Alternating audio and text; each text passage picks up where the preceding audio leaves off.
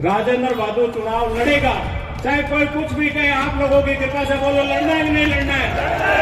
तो आप लोगों के आशीर्वाद से राजेंद्र बहादुर इस चुनावी समय में चुनाव लड़ेगा। सूरतगढ़ विधानसभा क्षेत्र की अपार कृपा से मुझे उस वक्त निर्दलीय प्रत्याशी के रूप में भी 34,000 वोट दिया। इस तरह से अब सूरतगढ़ पूरा 2 भागों में बटा हुआ था। हमने एक नहीं बल्कि 3 अंडरपासों का यहाँ काम करवा दिया। और इतना गंदा पानी, बदबूदार पानी आ रहा है, और फिर भी यहाँ के जो जनप्रतिनिधि अफसोस है इस बात का कि वो उनकी आंखें नहीं खुलती, पता नहीं किस मिट्टी के बने हुए हैं। भूमाफियाओं द्वारा पूरे क्षेत्र के अंदर कॉलोनियों का निर्माण किया जा रहा है। यहाँ कोई बोलने वाला नहीं है। यहाँ के विधायक जी कहते हैं मेरी चलती नहीं, और फिर साहब ने आशीर्वाद दे के चेयरमैन बनाया, उसने पूरी जब सारा सिस्टम सेट कर दिया तो मीर साहब को लगा अभी हमारे काम का आदमी नहीं है, तो मीर साहब ने तुरंत उसको उठाने की बात की। और हटाते हमारे माननीय विधायक जी ने 1 मिनट की भी देर न लगाई, उन्होंने तुरंत जाके उन्हें बीजेपी का पटका पहनाकर 1978-79 के अंदर ये सड़क पूरी टूट गई थी। और आज आपके सामने ये 80 किलोमीटर सड़क बगैर टोल की राजस्थान में एकमात्र ये सड़क है जो बगैर टोल से किसानों को अपने गिरेबान में आपने जाके देखा इस मेरे सूरजगढ़ की क्या हालत कर दी आपने। कोई किसान हमारा गलती से चला गया, हमारे विधायक जी के पास में आप सब लोगों को मुफ्त का पैसा चाहिए। इस तरह का जवाब हमारे जब जनप्रतिनिधि दे रहे, क्या उम्मीद कर सकते हैं उनसे? हमारे नौजवान साथी 15 दिन तक जेल में रहे, और कितने जोर शोर से, कितने गाजे बाजे के साथ जिस तरह से वो भारतीय जनता पार्टी के कार्यालय में आकर जिस तरह से उन्होंने समर्थन की बात की। और दुख होता है इस बात का, 25 तारीख को शाम को 5 बजे तक ये लोग आपकी बात करेंगे। उसके बाद में वो के वही साथी आपको आंख दिखाएंगे और आपकी एक बात नहीं सुनेंगे आपको। लेकिन ये राजेंद्र बहादुर आपका अपना है, जीतेगा तो सिर्फ राजेंद्र बहादुर नहीं, सूरतगढ़ जीतेगा।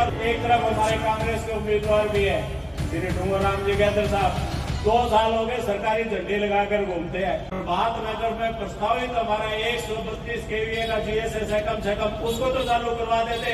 और क्या किया हमारे माननीय विधायक जी ने? उन्होंने एक काम जरूर किया, कोई गया तो उसको झड़के निकाल दिया।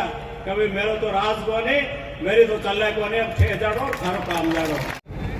पधारे हुए गांव और शहर से मेरे देवतुल्य क्षेत्रवासियों, मेरे परिवारजनों, आप सब एक छोटे से बुलाव पर यहाँ पधारे, इसके लिए मैं आपका हार्दिक अभिनंदन और स्वागत करता हूँ कि आप यहाँ ने पहुंचकर मेरा हौसला बढ़ाया, हम सब ने मिलकर कुछ बातचीत करने थे। साथियों, आप सबको मालूम है पिछले लगातार भारतीय जनता पार्टी और कांग्रेस पार्टियों में एक प्रतिस्पर्धा चल रही थी। आने वाले 5 साल के लिए कौन सी राजनीतिक पार्टी किस नेता को अपना उम्मीदवार बनाएगी जो आने वाले 5 साल तक आपकी सेवा करेगा, आपके अधिकारों की रक्षा करेगा, और साथ ही साथ पूरे विधानसभा क्षेत्र का जो पहिया है, विकास का जो पहिया है, उसे तेजी से घुमाएगा। आप मजदूर की पीड़ा की बात वो करेगा, वो बात करेगा किसान के दर्द की, वो बात करेगा उस व्यापारी के लिए, उस मजदूर के लिए, जिससे आमजन को कितनी राहत मिल सकती है। साथियों, आप सब जानते हैं 2004 से लगातार मैं आप लोगों के बीच में सदैव हाजिर रहता हूं। 2004 के अंदर जब गढ़धारा आंदोलन की शुरू हुई तो थोड़ी सी आग सूरतगढ़ तक इसलिए आई,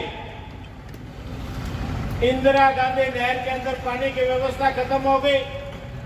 इतना बड़ा गढ़धारा आंदोलन शुरू हुआ और बड़े आदर के साथ में मैं उन सब शहीदों को नमन करते हुए अपनी बात को शुरू करूंगा। जो गढ़साना में हमारे साथियों ने अपने प्राणों को न्यौछावर किए, उसके बाद इस क्षेत्र के अंदर पानी की थोड़ी बहुत ठीक ढंग से शुरुआत हुई। आप लोगों के सहयोग और आशीर्वाद से उस आंदोलन में हमने भी यहाँ इंदिरा गांधी नहर क्षेत्र के किसानों को लेकर, सिंची क्षेत्र के बात को लेकर आंदोलन की शुरुआत की थी। आप सब लोगों का प्यार और बड़ा स्नेह मिला। 2006 के अंदर आते आते सूरतगढ़ विधानसभा का 1/3 जो 1/3 क्षेत्र है, वो पूरा का पूरा टिब्बा क्षेत्र था। उस टिब्बा क्षेत्र के अंदर ऐसे हालात खराब थे जहां खाने को अन्न नहीं था, पशुओं के लिए चारा नहीं था, और यहां तक कि अब नरेगा तो अब चलिए, उस वक्त अकाल रात के कार्य होते थे। इसके बारे में शायद मेरे नौजवानों को भी मालूम भी नहीं है। किसी जोड़े के ऊपर 50 आदमी खुदाई करने के लगा दिए, कहीं 10 आदमी किसी जोड़े पर लगा दिए। कोई अन्य जो सार्वजनिक काम था पंचायत के अंदर, और बड़ी मुश्किल से 2-2, 4-4 किलो उनको गेहूं देकर काम चलता था। अन्याय से हम सब यहाँ इकट्ठे हुए उस अकाल रात के कार्य चालू कराने के लिए। ग्रामीण क्षेत्र के कुछ साथी मेरे पास में आए, हमारे अकाल रात के काम नहीं चल रहे, बड़ी हमें घोर समस्याओं का सामना करना पड़ रहा है। पशुओं के लिए चारा नहीं, घर में बच्चों के लिए अनाज नहीं। हमने शुरुआत की उस बात की, लेकिन धीरे धीरे में एक बात दिमाग में आई।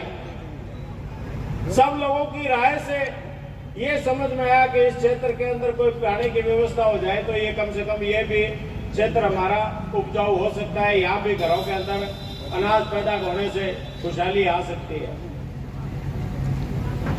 उस बात को लेकर हमने एटा सिंगरा सर का माइनर के लिए आंदोलन शुरू किया। उस आंदोलन को बड़े लंबे समय तक कानौर हेड पर जब शुरू किया तो राजस्थान में वसुंधरा जी की सरकार थी। वसुंधरा जी की सरकार में वो जब सिंचाई मंत्री सम्मानीय सावरमल जी जाट थे, उन्होंने यहाँ के क्षेत्र को बुलाया। मंच पर भी आज मेरे साथ काफी लोग उनमें से विराजमान हैं। जयपुर में हमारी चर्चा हुई, सिंगरा सर माइनर के लिए सर्वे का काम शुरू होने का आदेश हो गया। इतने आते आते 2008 आ गया। 2008 में आप लोगों का आशीर्वाद मिला। मैं यहां से निर्दलीय प्रत्याशी के रूप में चुनाव लड़ा। सूरतगढ़ विधानसभा क्षेत्र की अपार कृपा से मुझे उस वक्त निर्दलीय प्रत्याशी के रूप में भी 34,000 वोट दिए आपने। ये मेरा सौभाग्य था कि हम सब लोगों ने मिलकर वो प्रयास किया। लेकिन समय आते आते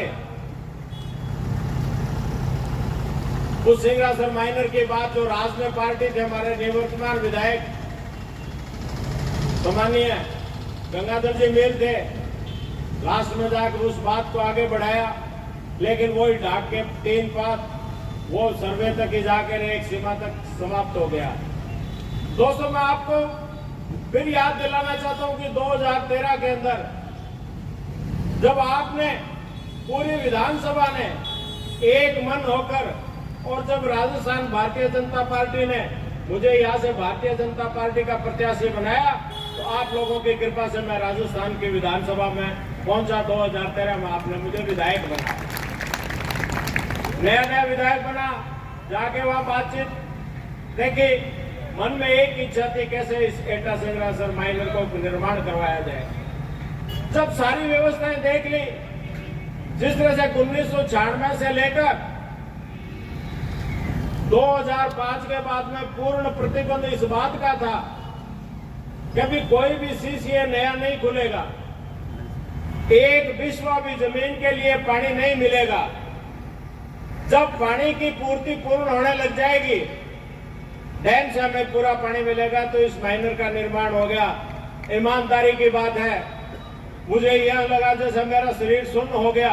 जब सारे मैंने कागज देखे, मैंने कहा मैं उस लोगों के सामने जो मेरे परिवार के सदस्य हैं, कितनी बड़ी बड़ी बातें ढींग रहे थे हम, कितनी बड़ी बड़ी बातें करके 2004-06 से वो इस बात के लिए टकटकी लगाए बैठे थे कि आने वाला समय हमें होगा। हमने राजा को एमएलए बना दिया, अब सिंगरासर माइनर का निर्माण तो निश्चित है ये करवा ही देगा। मेरी ऐसी हालत हो गई कि मेरे शरीर का खून एकदम सूख गया। मैंने सोचा मैं क्या करूं, लेकिन धीरे धीरे आप सब लोगों के बीच में रहने से मुझे थोड़ी थोड़ी जानकारी हुई। मैं आप सब लोगों को साक्षी मान के कहता हूं, मैंने सब लोगों से धीरे धीरे बात की। सिंगरासर माइनर का निर्माण होना फिलहाल कोई लग नहीं रहा है। अगर हम सब मिलकर बात करें तो यहाँ अपने कृषि कनेक्शन ले ले, प्रत्येक खेत के अंदर बिजली के कनेक्शन हो जाए और शायद हमारा पानी पूरी ठीक निकल जाए। ज्यादा नहीं तो कोई 100-200 परिवारों को उससे फायदा पहुंच सकता है। हमारे नौजवान साथियों ने इस बात के लिए मुझे प्रेरित किया। हम सब यहाँ से रवाना हुए, एक डेपुटेशन दिल्ली गया, जयपुर गया। जयपुर जाके जब हमारे डॉक्टर राम प्रताप जी सिंचाई मंत्री, कृषि मंत्री हमारे प्रभुलाल जी और बिजली मंत्री पुष्पेंद्र जी थे, उनसे हमने आग्रह किया हमारे इस तरह की समस्या, हमें विशेष कैटेगरी के अंदर कोई कनेक्शन दिलो। कि ये इस तरह की बातें तो सारे राजस्थान में, पूरा का पूरा राजस्थान अकेल की चपेट में रहता है, या तो हर कोई मानने लग जाएगा। लेकिन हमें वास्तविक स्थिति से व्यवस्था कुछ इस तरह से बिठाई कि सरकार इस बात के लिए तैयार हो गई कि चलो ठीक है, आपके बूंद बूंद कृषि कनेक्शन प्रायोरिटी के आधार पर दे दिए जाएंगे। और उसको हमने लागू करवाने के लिए जब बात की तो मैंने कहा हमारे पास तो पैसा ही नहीं है। इतनी डिमांड निकलेगी आपकी, 2-2 लाख रुपए, 1-1 लाख रुपए एक ट्यूबवेल के लिए डिमांड राशि जमा करानी पड़ेगी। तो इतना पैसा हम कहां से लाएंगे? हमारे पास में तो पैसा नहीं है। उस बात को लेकर उन्होंने कहा तो पैसा तो राज्य सरकार आपको दे नहीं सकती।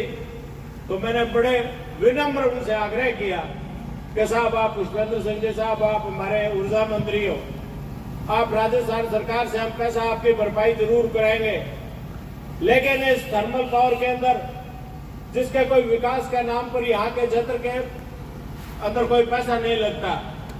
इस स्थिति में आप ऐसा करें, बड़ा मेहरबानी, हमारे को CSR से जो थर्मल का पैसा पड़ा है वो आधे रुपए आप हमारे किसानों के खाते में डलवा दें, ताकि इस क्षेत्र के अंदर ट्यूबवेलों का काम हो सके। और ये काम शायद राजस्थान में, मैं पूरे दावे से कहता हूं कि हिंदुस्तान में पहली बार ऐसा कोई काम हुआ कि जहां आपको 1 लाख रुपए की डिमांड बननी थी, 50,000 रुपए में काम हुआ। हमने वो काम कर दिखाया आप लोगों के आशीर्वाद से। ये पूरा का पूरा क्षेत्र चमन बन गया। पहले मैंने एप्लीकेशन खुलवाई 3 महीने के लिए, मात्र 498 बिजली के कनेक्शनों के लिए अप्लाई आई। लेकिन उसके बाद में जब ट्यूबवेल वो 1 महीने के अंदर चालू हो गए तो किसान मेरे पास आए दौड़ के कि इसका टाइम हमारे लिए और बढ़ाओ। हमने 1 महीना उसका टाइम और बढ़ाया। उस टाइम बढ़ाने के अंदर 900 एप्लीकेशन फिर आ गई। कुल मिला के 1700 कनेक्शन हमने वो 10 पंचायतों के अंदर करवा दिए, जिसकी शायद आप लोगों ने कभी कल्पना नहीं करती। और आज मुझे खुशी है इस बात की, क्षेत्र से जब मैं निकलता हूँ तो एक एक घर के अंदर, एक एक किसान के खेत में जब 10-10 लाख की सरसों पैदा होती है तो निश्चित रूप से मैं अपने आप को गदगद महसूस करता हूँ। मैं धन्यवाद देता हूँ, भगवान को धन्यवाद देता हूँ कि उन्होंने बड़ी कृपा कर दी हमारे टिब्बा क्षेत्र के ऊपर। धन्यवाद देता हूँ राजस्थान की पूर्ववर्ती सरकार और पूर्व मुख्यमंत्री आदरणीय वसुंधरा जी को और सारे संबंधित और हमारे मंत्रीगणों को और अधिकारियों को, जिन्होंने इतना बड़ा काम करके इस क्षेत्र के अंदर एक बहुत बड़ा काम किया। साथियों, ये तो एक आपको इसलिए बताया क्योंकि इस तरह की ये जो बातें चल रही थी, हम जब सोचते हैं तो हमारी सोच आगे की होती है। हम सिर्फ विकास की बात करते हैं। हमने 5 साल के अंदर पूरे क्षेत्र के अंदर विकास की बात की है। आपने देखा होगा इस सूरतगढ़ शहर के अंदर किस तरह से हमारे लोग रेल लाइन के उस तरफ खड़े रहते थे, किस तरह से सूरतगढ़ पूरा 2 भागों में बटा हुआ था। कहीं हमारे आने जाने का रास्ता नहीं था, कोई भी किसी भी समय कहीं जाता तो रेलवे फाटक में बंद मिलते थे। लेकिन आप लोगों के सहयोग से, आप लोगों के आशीर्वाद से हमने एक नहीं बल्कि 3 अंडरपासों का यहाँ काम करवा दिया। और सूरतगढ़ शहर के जो ये बीच की दूरी 2 भागों में जो कहते थे लाइन पार और लाइन इधर वाला, वो लाइन पार शब्द हमेशा के लिए हमने आप लोगों के आशीर्वाद से खत्म किया। साथियों, छोटी छोटी बात है, सूरतगढ़ शहर के अंदर पीने के पानी की समस्या को देखते हुए हमने पिंपैर से एक माइनर का निर्माण करके सूरतगढ़ तक पानी लाने का काम किया। 26,000 करोड़ की योजना 26 करोड़ की योजना बनाकर हमने यहाँ वाटर वर्क्स का निर्माण करवाया। और उस निर्माण को चालू करने के बाद में भी आज तक मुझे अफसोस है इस बात का कि इस सरकार द्वारा उसका मीठा पानी जिसकी जरूरत है लोगों को, वो पानी मीठा पूरे शहर के अंदर नहीं पहुंच रहा। गंदगी भरा पानी जब आता है रोजना अखबार में, उसके माध्यम से, समाचार पत्रों से, सोशल मीडिया के माध्यम से जब मैं देखता हूँ इतना गंदा पानी, बदबूदार पानी आ रहा है, और फिर भी यहाँ के जो जनप्रतिनिधि अफसोस है इस बात का कि वो उनकी आंखें नहीं खुलती, पता नहीं किस मिट्टी के बने हुए हैं। इतनी बड़ी योजना को जिस तरह से फैल करने का उन्होंने काम किया वो सब आपके सामने है। पिछले 6 साल से लगातार बीकानेर रोड के ऊपर जिस तरह से हमारे 5-6 वार्डों के 1/3 आबादी को जिस तरह से पुल के नाम पर लोगों को उजाड़ने का काम किया जा रहा है, लोगों को तंग और बीमार करने का काम किया है। इंदिरा सर्किल से जो एक और ब्रिज बनाने की बात चल रही है वो आपसे छुपी हुई नहीं है। किस तरह से मेरे शहरवासी यहाँ बैठे हैं तो उनको मालूम है इस बात का कि कितनी पीड़ा का उनको सामना करना पड़ता है, लेकिन हमारे जनप्रतिनिधि उस और कोई नहीं बोलता। हाँ, हमारे जनप्रतिनिधि बोलते हैं, इस बात को लेकर बोलते हैं कि नगर पालिका के अंदर किस तरह की व्यवस्थाएं चलती है, कितना भ्रष्टाचार किया जा रहा है, कितने यहाँ कब्जे कराए जा रहे हैं, भू माफियाओं द्वारा जायज और नाजायज तरीके से पूरे क्षेत्र के अंदर कॉलोनियों का निर्माण किया जा रहा है। यहाँ कोई बोलने वाला नहीं है। यहाँ के विधायक जी कहते हैं मेरी चलती नहीं, और दूसरी जो पार्टी है वो कहती है हमें आपने वोट नहीं दिया, और खुद इस मामले के अंदर न जाने किन किन व्यवस्थाओं को देखकर हर एक भूमाफियाओं जो यहाँ कॉलोनियों का निर्माण अवैध निर्माण किया है वो आपसे छुपा नहीं। आप पूरा सूरतगढ़ जानता है इस बात को कि किस तरह से यहाँ एक भूमाफियाओं के पूरे चंगुल में फंसा हुआ ये सूरतगढ़ नगर पालिका, और नगर पालिका के साथ साथ दूसरा क्षेत्र वो आप लोगों को किस तरह से तंग करता है। किसी गरीब आदमी की कहीं झोंपड़ी बनाई है तो उस झोंपड़ी के लिए तुरंत हमारे जेसीबी वाले चले जाते हैं, जब वो वहां से उठाने की बात करते हैं तो उसमें भी वो कहते हैं थोड़ा बहुत सिर बंदी लड़ा लो, आपकी झोपड़ी भी रह जाएगी, कुछ हमें भी मिल जाएगा। इस तरह की बातें करने वाले ये लोग आज इस बात की बात करते हैं कि हम न जाने क्या परिवर्तन लाएंगे, हम विकास की बात करेंगे। क्या विकास की बात करेंगे? हमारे कुछ भी चेयरमैन, पिछले दिनों एक चेयरमैन के साथ झगड़ा हो गया। पहले मीर साहब का आशीर्वाद था, उसे मीर साहब ने आशीर्वाद देके चेयरमैन बनाया, उसने पूरी जब सारा सिस्टम सेट कर दिया तो मीर साहब को लगा अभी हमारे काम का आदमी नहीं है, क्योंकि थोड़ी बहुत हो सकता है वो आग दिखाने लग गया हो गया, या पंथी पोड़ी का झगड़ा हो गया, थोड़ी बहुत ज्यादा मांगने लग गया होगा, तो मीर साहब ने तुरंत उसको हटाने की बात की। और हटाते हमारे माननीय विधायक जी ने 1 मिनट की भी देर न लगाई, उन्होंने तुरंत जाके उन्हें बीजेपी का पटका पहनाकर अपने साथ शामिल इसलिए कर लिया कि कल को कोई समय आएगा दूसरे को भी अगर मीर साहब हटाएंगे तो पुनः इसको यहाँ बैठाकर हम हमारा काम करते रहेंगे। ये हमारी फितरत है यहाँ के नेताओं की। हमारे शहर के अंदर जिस तरह से आज कब्जादारी, जिस तरह से अंदर शहर के अंदर अव्यवस्था है, जिस तरह से इस शहर को नाश करने का काम किया है वो आपसे छुपा नहीं हुआ। कभी चौहान नहीं बल्कि पूरे क्षेत्र के खुले रूप से ये बात होती है कि जिस तरह का वातावरण सूरतगढ़ के अंदर पिछले 5 साल के अंदर बना है वो आज तक शायद कभी नहीं बना होगा। साथियों, विकास की बात का जहाँ तक सवाल है, मैं इस बारे में ज्यादा बखान इसलिए नहीं करूंगा कि आप सब लोगों ने इस बारे में, पूर्व वक्ताओं ने सारी बात बता दी है। अनोपगढ़ रोड का निर्माण जो आज से पहले कोई विधायक नहीं बने थे क्या? किसी ने इस बारे में कल्पना की है? 1978-79 के अंदर ये सड़क पूरी टूट गई थी, लेकिन मुझे खुशी है इस बात की कि जब मैं विधायक बना तो मैंने आपने उसका पूरा निर्वाह किया, हमने पूरी उस बात की तमन्ना से कोशिश की, और आज आपके सामने ये 80 किलोमीटर सड़क बगैर टोल की राजस्थान में एकमात्र ये सड़क है जो बगैर टोल से आप किसानों को उसकी सुविधा दी जा रही है। हमने बिजली के कनेक्शन करवाए, किसानों को सुविधा दी जा रही है। हमने पानी की व्यवस्था की, उसके लिए सारी किसानों को सुविधा दी जा रही है। हमने नहरी क्षेत्र के अंदर इतना बड़ा काम किया कि पूरा सूरतगढ़ तहसील के अंदर आज कोई भी एक भी नहर या माइनर ऐसे नहीं है जो कच्ची हो। उस वक्त हमने सारी स्वीकृत करवा दी थी। सिर्फ 4 माइनर छोटी छोटी ऐसी है जिनका अब निर्माण कार्य चालू हो रहा है। साथियों, मुझे तो अफसोस इस बात का होता है कि जब 1976 के अंदर यहाँ बिरदवाल हेड बना तो यहाँ एक 415 के बीच में एक क्रॉस रेगुलेटर बनना चाहिए था, एक हेड बनना चाहिए था वह, ताकि जो बीच के किसान हो उसको राहत मिल सके। 243 हेड से चला हुआ पानी सीधा 415 हेड पर रुकता है। इतना लंबा सफर होता है कि जब उसका पोर्ट बनाने की जरूरत पड़ती है तो हमारे सूरतगढ़ तहसील के लोगों को कितना बड़ा नुकसान होता है ये वो किसान जानता है, या मैं उन लोगों के बीच में रहता हूँ इसलिए मैं जानता हूँ। हमने प्रयास किए इस बात के लिए कि जो व्यवस्था उस वक्त कमी रह गई थी, उस वक्त न जाने किन तकनीकी कारणों से इस बीच में क्रॉस रेगुलेटर का निर्माण नहीं हुआ। आज मुझे बताते हुए आपको खुशी हो रही है कि 335 आरडी के ऊपर 27 करोड़ रुपए की लागत से बढ़ाकर हमने उस पर क्रॉस रेगुलेटर का निर्माण करा दिया है। उस मोटी नहर के अंदर हमने एक डाब लगवा दी है, शायद आपने सोचा नहीं होगा कभी। एक छोटी सी माइनर के अंदर एक ईंट लगाते हैं ना, किसान समझते हैं इस बात को कि डाब कैसी होती है, उसके अंदर एक ईंट नहीं लगा सकते। लेकिन आप लोगों की कृपा से हमने पूरी इंदिरा गांधी नहर जो विश्व की सबसे बड़ी लंबी नहर है उसके अंदर 335 आरडी पर एक डाब लगाकर हमने किसानों को राहत देने का काम किया है। शायद कोई कल्पना नहीं कर सकता होगा।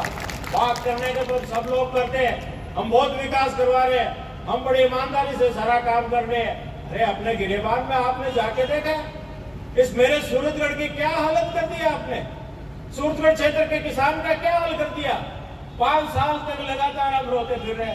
फसल बीमा के नाम पर हम कोई बात जाते हैं, कोई किसान हमारा गलती से चला गया, हमारे जनप्रतिनिधियों के पास में, हमारे विधायक जी के पास में, आप सब लोगों को मुफ्त का पैसा चाहिए। इस तरह का जवाब हमारे जब जनप्रतिनिधि दे रहे, क्या उम्मीद कर सकते हैं हम उनसे? हम लड़ाइयां लड़ते हैं, हम सड़क पर बैठते हैं उस पैसा दिलाने के लिए, और हमने दिलाए करोड़ों करोड़ों रुपए मैंने हर किसान के साथ उसकी लड़ाई लड़के, सरकार के साथ लड़ाई लड़के किया है। हमने बिजली के लिए संघर्ष किया है। कल पे सही आपने देखा नहीं, हमारे नौजवान साथी 15 दिन तक जेल में रहे, इस बात के लिए रहे कि हम सब ने बिजली के लिए आंदोलन किया। हमने किसान के ट्यूबवेल पर पूरी बिजली मिले इसलिए हमने आंदोलन किया, और हमें उसका नतीजा भुगतना पड़े। मेरे नौजवान साथी 15 दिन तक जेल में बैठे रहे, और इन लोगों की हिम्मत नहीं हुई एक बार कि उनसे जाके ये हालात तो पूछ ले कि किस हालात के अंदर आप बैठे हो जेल में, आपकी क्या हालात है। ऐसे लोग जो आज आपस में मिलकर पुनः एक बार जो पिछली व्यवस्था जो उसको स्थापित करना चाहते हैं, पिछली बार विधायक हमारे थे, उनकी व्यवस्था होगी, दूसरी तरफ से हमारे मीर साहब थे, वो परिवार थे दोनों। आज वही अभी जिस तरह से पूर्व वक्ता बता रहे थे, वो पुनः एक बार मिलकर इस तरह की बात शुरू कर रहे हैं कि उसी व्यवस्था को 5 साल तक हम लगातार कायम रखेंगे, उसी व्यवस्था पर हम चलेंगे। और कितने जोर शोर से, कितने गाजे बाजे के साथ जिस तरह से वो भारतीय जनता पार्टी के कार्यालय में आकर जिस तरह का उन्होंने समर्थन की बात की, अरे दुख होता है इस बात का। कुछ तो सोचो इस बात के लिए कि सूरतगढ़ की जनता आपसे क्या उम्मीद कर रही है, सूरतगढ़ की जनता आप लोगों से किस तरह की अपेक्षाएं कर रही है। सूरतगढ़ की जनता यहाँ आपका विकास चाहती है, इस सूरतगढ़ का विनाश नहीं चाहता। इसलिए साथियों, अब समय है, समझ जाइए आप इस बात को लेकर। विधायक कोई बने, विधायक मैं बनूं, दूसरा बने, हमारे किसी भी पार्टी का बने, लेकिन ये तय है कि 25 तारीख तक जिस दिन मतदान होना है, कान खोल के सुन लो आप सारे, 25 तारीख को शाम को 5 बजे तक ये लोग आपकी बात करेंगे, आपके पीछे पीछे घूमेंगे। लेकिन जैसे ही मतदान खत्म हुआ उसके बाद में वो के वही साथी आपको आंख दिखाएंगे और आपकी एक बात नहीं सुनेंगे। आपका स्टाम्प पर लिख लेना, अभी आपको किसी का दरवाजा खुला नहीं मिलेगा, लेकिन ये राजेंद्र बाबू आपका अपना है। इस परिवार ने सदा आपकी सेवा की है। अगर आप रात में 11 बजे भी आपने मेरे को उठाया, सुबह अगर 5 बजे भी मुझे फोन किया, तो निश्चित रूप से मैं आप लोगों के बीच में हाजिर हूँ। साथियों, मत देना न देना, बात करना और राजनीतिक पार्टियों की बात करना एक अलग बात है, लेकिन राजनीतिक पार्टियों से आप जिस दिन जाएंगे आपका काम नहीं होगा तो आप किसके पास आएंगे? अभी मैं पिछले दिनों भी कहता था कि जी आपने भारतीय जनता पार्टी को वोट दिया, आपने कांग्रेस को वोट दिया, तो आप जाइए उन लोगों के पास, कहीं तुम्हारी सुने को नहीं, बदमान ललकार के काट दिए। तो जब उन राजनीतिक पार्टियों के प्रतिनिधि जब आपकी बात सुन ही नहीं रहा है, कोई आपकी बात गंभीरता से ले ही नहीं रहा है, आपकी दुख तकलीफ को नहीं समझ रहा है, तो क्या आवश्यकता है ऐसे लोगों के पास आपके जाने की? क्या जरूरत है ऐसी राजनीतिक पार्टियों को, उम्मीदवारों के वोट देने की जो आपकी बात नहीं सुन सकता? इसलिए अब समय आ गया है। मैं तो आप लोगों से इतना निवेदन करना चाहता हूँ कि 25 तारीख तक सब हम खूब घूमेंगे, सारे लोग घूमेंगे। आप अपनी चाहे जो भी परिस्थिति हो, किसी भी परिस्थिति में रहें, लेकिन आपने मुझे उम्मीदवार बनने का आदेश दिया, आपने मुझे अगर चुनाव लड़ने के अंदर मेरी मदद की, तो निश्चित रूप से परिणाम चाहे कोई हो, लेकिन इस सूरतगढ़ की जीत होगी, उसमें किसी व्यक्ति विशेष की जीत नहीं होगा। जीतेगा तो सिर्फ राजेंद्र बहादुर नहीं, सूरतगढ़ जीतेगा। और सूरतगढ़ को जिताने के लिए आज संकल्प लेके जाइए, यहाँ से पूरी तैयारी के साथ जाइए। आप यहाँ से हर हमारा जो किसान, मजदूर और व्यापारी है, मेरे जो युवा साथी है, वो राजेंद्र बहादुर बनकर इस चुनाव को गंभीरता से लड़े।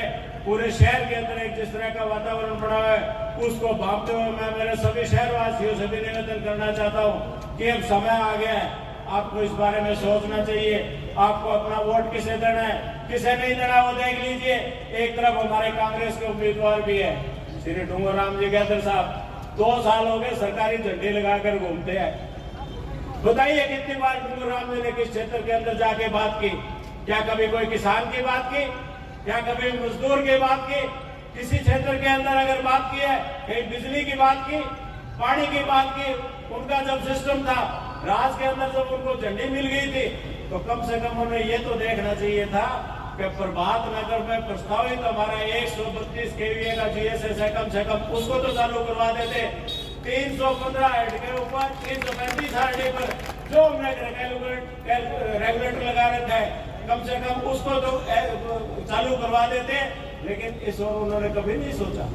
वो जो अपने झंडे में बस और बड़ी मुश्किल से अपना सिस्टम बिठा के कांग्रेस की टिकट लेकर यहाँ आ गए। और यहाँ आने के बाद में जिस तरह से पर्चे भर गए, कल 2 दिन से मैं देख रहा हूँ, एक ऐसा वातावरण दूषित तो सूरतगढ़ की शायद कभी था ही नहीं, कभी इतिहास में इस बात की नहीं थी।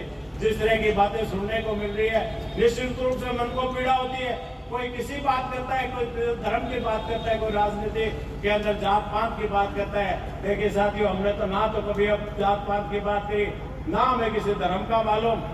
हम सब एक परिवार के सदस्य बनकर रहते हैं, आप लोगों के सामने रहते हैं। लेकिन कम से कम इन लोगों को पूछिए, राज के लोगों ने काम क्या किया? हमारे यहाँ के मील परिवार ने क्या राज किया? 3 साल हो गए उनको प्रधान बने हुए। यहाँ के डूंगर राम जी ने क्या किया? 2 साल हो गए वो झंडे लगाकर घूम रहे हैं। आप अगर एक बार भी अगर आप प्यासू पहुंचने के लिए कही है तो आप बता दीजिए मेरे को। और क्या किया हमारे माननीय विधायक जी ने, जो आप लोगों के बीच में आए? उन्होंने एक काम जरूर किया, कोई गया तो उसको झिड़के निकाल दिया। कभी मेरे तो राज को नहीं, मेरी तो चल को नहीं, अब 6 जाड़ो घर काम जाड़ो। इस तरीके ने अपने भरोसे पर हमें डाल दिया, हमारी जिंदगी को जिस तरह से एक 5 साल के लिए ताला लगाकर छोड़ दिया। अब साथियों, समय ऐसा है कि उस ताले को खोलने की जरूरत है। उस ताले में अपने आप नया प्रतिनिधि जुड़ने की जरूरत है। अगर इन जैसे घिसे पिटे लोगों से अगर आपने पुनः विधायक बना दिया, तो निश्चित रूप से 5 साल सूरतगढ़ विधानसभा क्षेत्र तो भगवान ही मालिक है। फिर आप जानो, आपका काम जाने, कोई हम बहुत ज्यादा इसमें कुछ कर भी नहीं पाएंगे।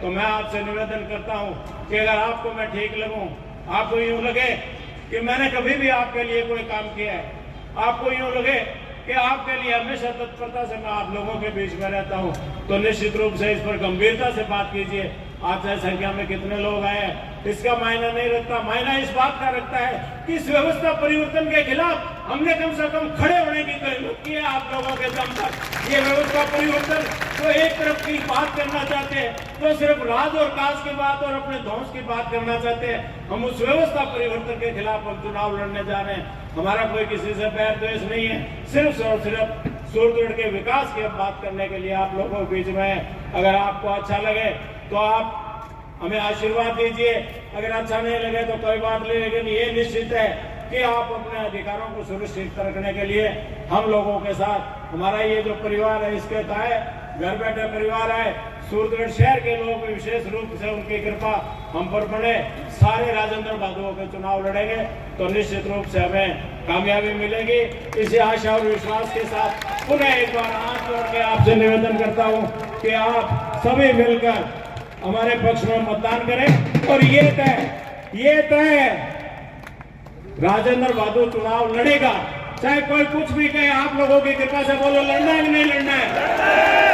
आप लोगों के आशीर्वाद से राजेंद्र बहादुर इस चुनावी संगठन में चुनाव लड़ेगा। आपका आशीर्वाद चाहिए।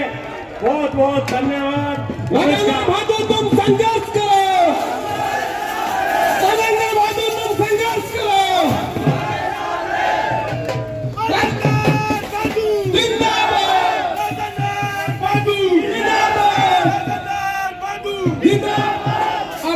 अब हम लोग सारे अभी नॉमिनेशन फाइल कराएंगे। वैसे तो फॉर्मेलिटी के तहत जो हमारा नॉमिनेशन था वो पहले करवा दिया था, लेकिन अब हम नॉमिनेशन तैयारी आपने करनी है, चुनाव आपने लड़ना है, तन मन और धन से सब व्यवस्था आपने करनी है। मेरे पास कोई बहुत ज्यादा धन में नहीं है जो मैं लगा सकूं, इसलिए आप लोगों की कृपा से अपने अपने क्षेत्र में आप संभाले, कार्य संभाले और आप सभी आप पधारे, अभी काम पर जुट गए। आपका पुनः एक बार बहुत बहुत आभार, धन्यवाद। राजेंद्र बहादुर जी सरकार